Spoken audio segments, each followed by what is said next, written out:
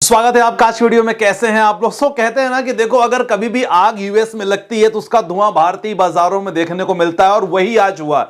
जी हां, ट्रंप के टैरिफ के अनाउंसमेंट के बाद आज एक्चुअल में मार्केट रिएक्ट कर रहा है। कल काफी लोग खुश हो गए थे कि सर हमारे मार्केट को कुछ नहीं होता, तो मैंने उनको क्लियर कह दिया था। खासकर ट्रेडर तो समझ गए, देखो एक्सपायरी का दिन है, मार्केट ने रिएक्ट नहीं किया। लेकिन असली कहानी आज से चालू होगी। तो बेसिकली ना, अब ट्रंप साहब जो भी टैरिफ अनाउंसमेंट किए इसके बाद तो खुद अपने जाल में किस तरह फंसे हैं। हालांकि भारतीय बाजार रिएक्ट कर रहा है, कब तक रिएक्ट कर सकता है इसके बारे में डिस्कशन करेंगे। और साथ ही साथ काफी इंपॉर्टेंट रीजन कि बेसिकली भारतीय बाजार में जो गिरावट हुई है, एक दो नहीं तीन इंपॉर्टेंट कारण हैं जिसके कारण भारतीय बाजार में गिरावट हुई है।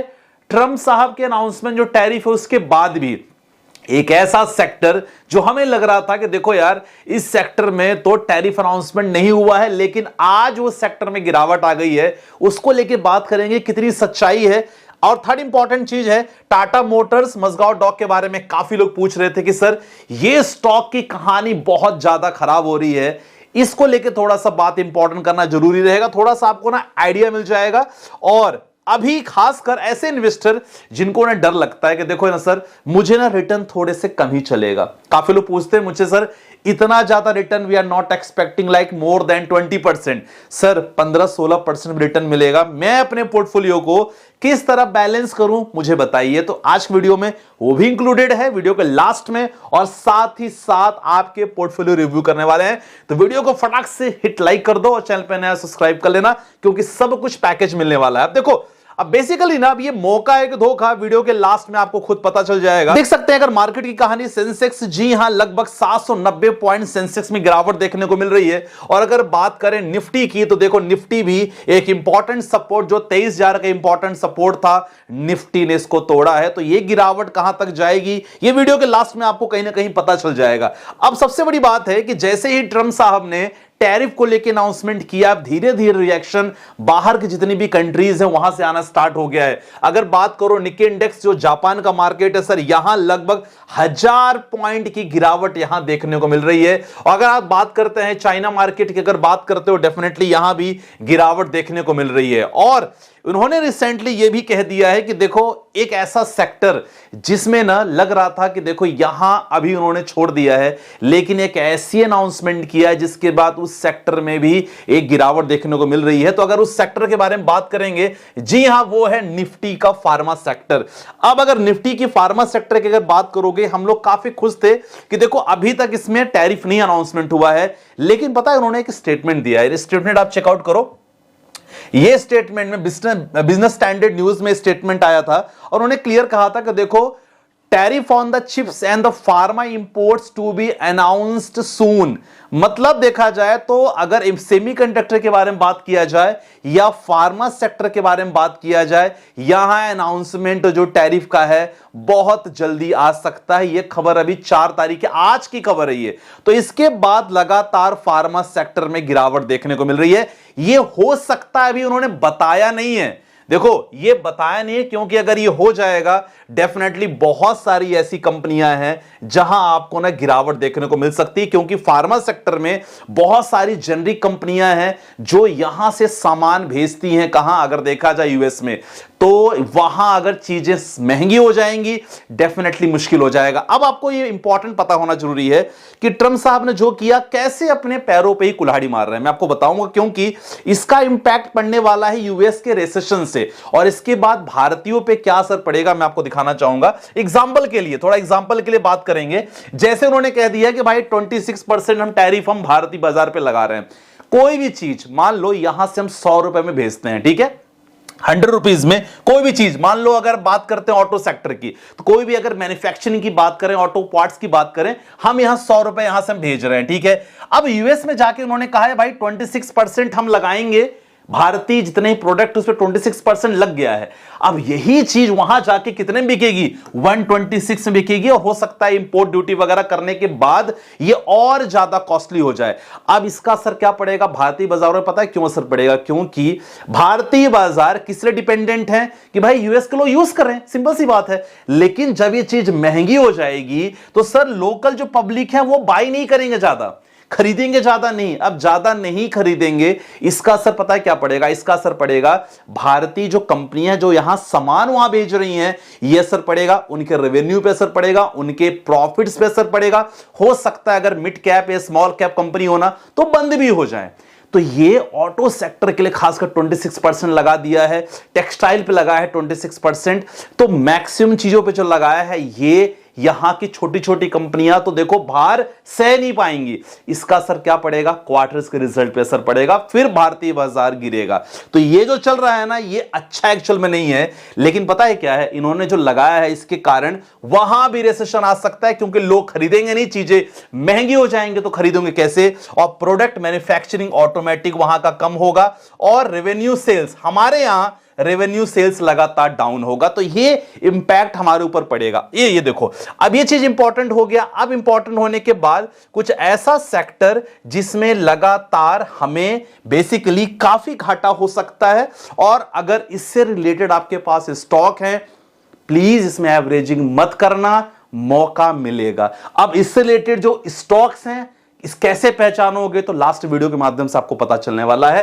खासकर इलेक्ट्रॉनिक्स, अगर मैं आपको बताऊं इलेक्ट्रॉनिक्स की चीजें जो आप भारत के माध्यम से यूएस में भेजी जा रही हैं, ये महंगी होने वाली हैं। इलेक्ट्रॉनिक्स रिलेटेड जितनी भी चीजें हैं सर, इसका कॉस्ट बढ़ जाएगा। अगेन भारतीय कंपनियों को यहां घाटा होगा। टेक्सटाइल की बात करें, ऑटो सेक्टर की बात करें, बहुत सारे ऑर्नामेंटल से ज्वेलरी के बारे में बात करेंगे, बहुत सारे तो यहां से भेजे जाते हैं यूएस में। अगेन ऐसी कंपनियां जो बना रही हैं, तो उनके लिए जरूर एक अगेन घाटे का सौदा होने वाला है, क्योंकि सर इतना महंगा हो जाएगा, वहां के लोग तो खरीदेंगे नहीं। सिंपल सी बात है। और रही बात आईटी की, तो अगर वहां के बाजार गिरेंगे तो सर वहां से बिजनेस हमारे भारतीय बाजार पे नहीं आ पाएगा। खासकर आईटी में 55% हम लगातार डिपेंडेंट है। और अगर वहां के मार्केट के बारे में आप बात करोगे ना, तो सर मार्केट आपके सामने है। मार्केट में अच्छी खासी गिरावट हुई है, लगभग 1679 पॉइंट अगर बात किया जाए, डाउ जोन्स गिर गया है। अब सिंपल सी बात बताओ कि कोई भी चीज अगर वहां ज्यादा कॉस्टली हो रही है, वहां के लोगों के लिए बहुत मुश्किल हो रही है, तो डेफिनेटली वहां की इकोनॉमी के लिए अच्छा नहीं है सर। रिसेशन तो आना पक्का है, और वही बाजार रिएक्ट कर रहा है। खासकर एप्पल की मार्केट के बारे में बात करेंगे तो अगेन बहुत बड़ी गिरावट है। तो ये अगेन कहा जा रहा है कि सर अपने पैरों पे उन्होंने कुल्हाड़ी मार दिया है, क्योंकि 2018-19 के बारे में बात करें तो सेम उन्होंने चाइना के साथ किया था। केवल वहां चाइना था, इस समय तो मोर देन 100 कंट्रीज हैं। अब चाइना के बाद क्या हुआ कि मार्केट उनका बहुत बुरी तरह हुआ, रिकवरी होने में समय लगा, उसका इंपैक्ट भारतीय बाजारों में देखने को मिला।